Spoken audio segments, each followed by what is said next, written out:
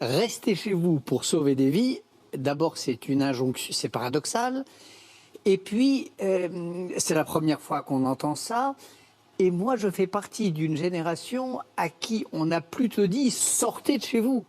Allez vers les autres, allez vers les plus malheureux que vous, allez donner l'alerte au coin de votre rue ou au bout du monde quand le malheur frappe. Mais restez chez vous. Alors, c'était nécessaire pendant la pandémie, mais qu'est-ce qui va rester de ce marteau pilon qui nous a seriné pendant 60 jours qu'il fallait rester chez nous? Vous dites que c'était nécessaire pendant la pandémie. Vous dites, donc c'est une façon de reconnaître qu'on a sauvé des vies avec ces mesures. 3 millions de vies en Europe de l'Ouest. Et pourtant, vous parlez d'hygiénisme. Comment on passe du sauvetage de vies humaines à l'hygiénisme, concept... C'est-à-dire la santé avant tout. Concept que vous reliez à l'époque pétainiste aussi, un passage du livre. D'abord, on n'en sait rien.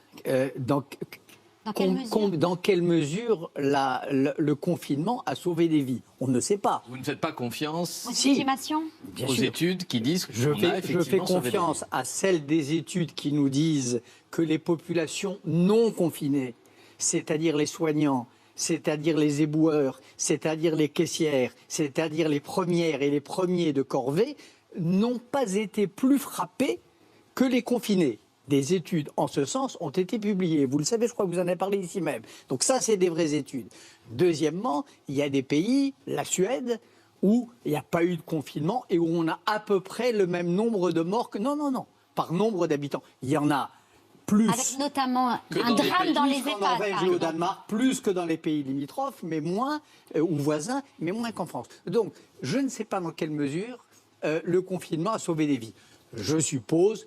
J'imagine. Après, ce que j'appelle l'hygiénisme, c'est cette idée nouvelle, et c'est ça dont je fais le procès dans mon livre. C'est un livre de philosophie. C'est pas un livre pour donner des conseils aux soignants. Oui. C'est pas un livre de santé. Hein. C'est un livre de philosophie. Qu'est-ce qui va rester, par exemple, de cette idée qu'il faut se tenir à distance des gens? Qu'est-ce qu'il va rester du fait qu'on ne se serre plus la main? Le serrement de main, c'est une chose, j'en raconte un tout petit peu la généalogie. Ça veut dire, dans l'histoire des hommes, c'est un pas énorme. Ça veut dire qu'on n'est pas armé. Ça veut dire qu'on est fraternel. Et ça veut dire, à partir de 1789, qu'on ne plie pas la tête, mais qu'on est fraternel. Qu'est-ce qui va... Je lisais l'autre jour une déclaration dans le New York Times du docteur Anthony Fauci, le patron de la task force de Trump, qui, contrairement à Trump, n'est pas dingo, lui c'est un type normal, articulé et meublé intellectuellement, et qui dit très tranquillement « J'ai peur que le serment de main ne revienne jamais, ou pas de sitôt ». Ça, c'est une séquelle.